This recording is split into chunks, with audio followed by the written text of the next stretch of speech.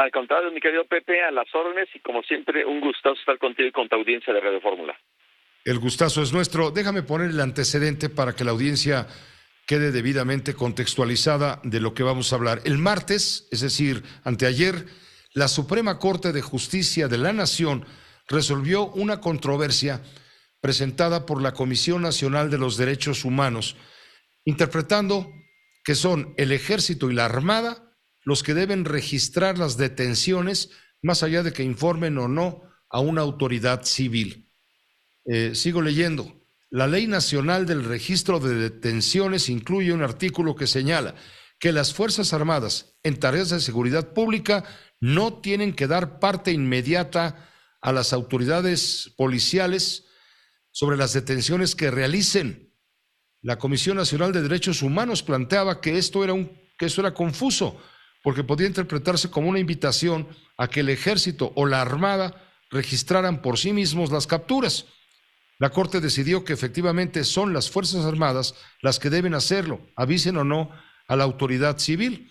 Y el colectivo Seguridad Sin Guerra, que batalla por la desmilitarización del trabajo policial, criticó la decisión, dijo que es un nuevo retroceso para el debido proceso y la defensa de los derechos humanos. Advierten que esto otorga a las corporaciones militares una discreción enorme para que sean ellas mismas las que decidan si cumplen o no con la obligación y si se sujetan a algún tipo de control e informan a la ciudadanía sobre sus acciones. Básicamente, ese es el contexto que nos lleva a conversar contigo y a tratar de averiguar, bueno, este asunto, ¿a dónde nos lleva? ¿Qué significa, para empezar, Francisco Burgoa, esta resolución de la Corte? Lo que implica es que la Corte, a través de este voto de una mayoría de 8 ministros que votaron a favor de la constitucionalidad en los términos que se encuentran esos dos artículos impugnados de la Ley Nacional del Registro de Detenciones, lo que está ocurriendo es que 3 ministros, entre esos la ministra presidenta, argumentaban que es inconstitucional que la Fuerza Armada Permanente, es decir, Ejército, Marina y Fuerza Aérea, que son los militares en sentido general, los que pueden realizar tareas de seguridad pública, que ellos tengan una excepcionalidad tratándose del tema de las detenciones.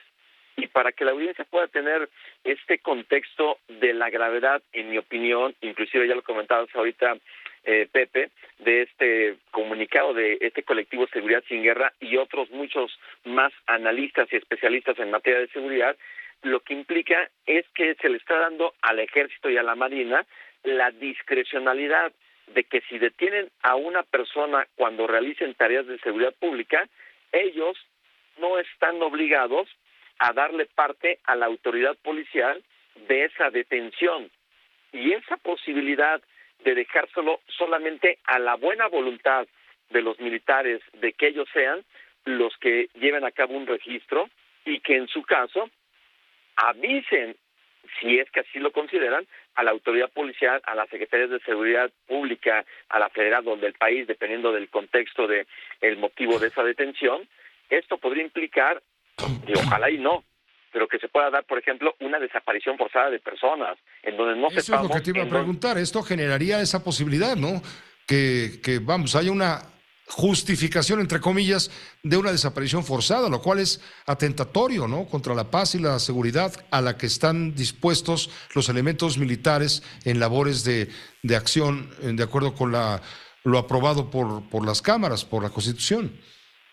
Por supuesto que sí, Pepe, y muy lamentablemente, y ese es, digamos, uno de los puntos que nos deben de causar un gran asombro y una gran condena por parte de estos 8 ministros, que simplemente ellos hayan dicho, bueno, si bien es cierto, no se les obliga a los militares marinos que realicen tareas de seguridad pública en estar informando de la detención a las autoridades policiales civiles, bueno, se les deja para que ellos en su discrecional lo hagan.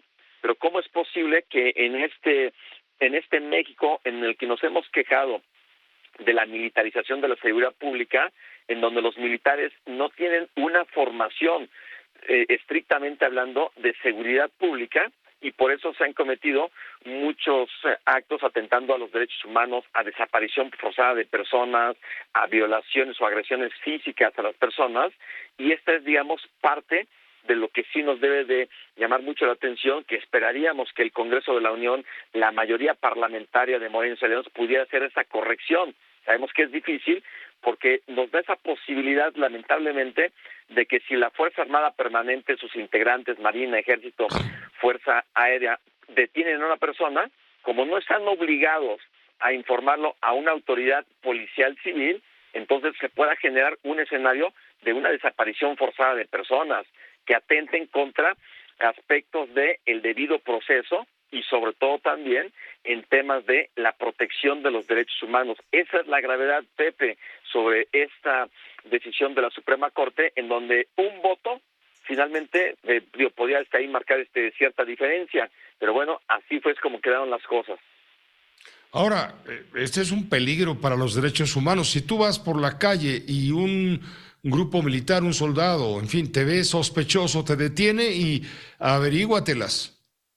Efectivamente, el hecho de que vayamos en la calle, en un retén militar en la carretera, que hay muchos, sabemos, en el país, y simplemente ellos nos quieren detener, pues total, como ellos no están obligados a informar a la autoridad policial civil, ellos pueden llevar a cabo su propio registro y se supone que tendrían que hacerlo, pero y si no lo hacen, entonces se está dejando todo este marco de discrecionalidad a todo lo que implica esa Fuerza Armada Permanente en tareas de seguridad pública, y eso es lo más delicado. Y cómo es posible que realmente, ahí sí me llama la atención, que la mayoría de los ministros haya estado a favor precisamente de los términos de cómo se encuentran ahorita estos artículos impugnados de la Ley Nacional del Registro de Detenciones.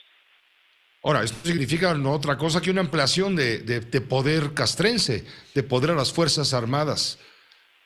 Claro, es un incremento de poder. Porque se está incrementando, ahora sí que un paso a la vez se ha estado incrementando este poder a la Fuerza Armada Permanente. Si bien es cierto, lo que se busca es que esté en temas de seguridad pública por excepcionalidad. Ok, está bien, vamos a entender la excepcionalidad, pero de ninguna manera... Si tú vas a detener al hijo del Chapo en el Sinaloa, en fin, bueno, se entiende que hay excepcionalidades. Pero vamos, en la vida cotidiana, en el común, en los retenes que tú mencionas, en fin, a cualquiera lo pueden detener si les parece que es sospechoso, y ahí viene un problema para el detenido, porque ¿dónde están sus derechos humanos? Efectivamente, y esa es la gravedad que nosotros debemos de entender sobre este aval por parte de la mayoría de los ministros de la Suprema Corte sobre este tema, que al final lo que se hace es seguir defendiendo e incrementando este poder de los militares, de los marinos en tareas de seguridad pública, y eso que estamos hablando de un marco jurídico excepcional en este tipo de participación en seguridad pública. Pero así como están las cosas, veremos qué es lo que va a seguir pasando, pero esperemos que no pase a mayores, aunque el marco jurídico como está, sí está para favorecer a los militares, marinos y sobre todo que puedan atentar contra los derechos humanos.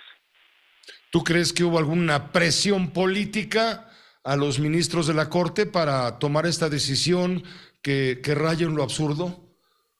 Pues ahí sí no tendría elementos para pensar que hay una presión política, pero lo cierto es que el presidente de la República, un día sí, el otro día también, señala a cada rato que prácticamente la Suprema Corte tiene que estar avalando las políticas que implementa el gobierno federal, lo cual por supuesto que no debe de ser. Cuando menos a mí me da mucho gusto que la ministra presidenta Norma Piña ha dicho una y otra vez, y además a partir de sus votos y sus argumentos, que ella está para defender la Constitución, los tratados internacionales, las leyes, los derechos humanos, y no está para aplaudir al poder ni complacer al poder. Cuando menos esa parte me parece muy positiva, pero aún así no es suficiente solamente la ministra presidenta, se requiere que todos los ministros estén con este compromiso de defender la Constitución y los derechos humanos.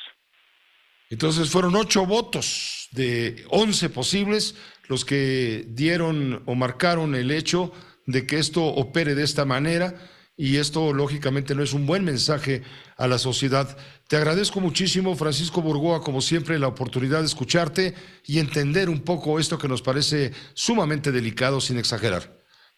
Es muy delicado y aquí estamos a la orden, Pepe, te mando un abrazo. Igualmente, fuerte para ti. Hasta pronto. El abogado Francisco Burgoa, constitucionalista, catedrático de la Universidad Nacional Autónoma de México. Sí estaba usted enterado de esto, ¿no? Bueno, pues ahora ya está enterado.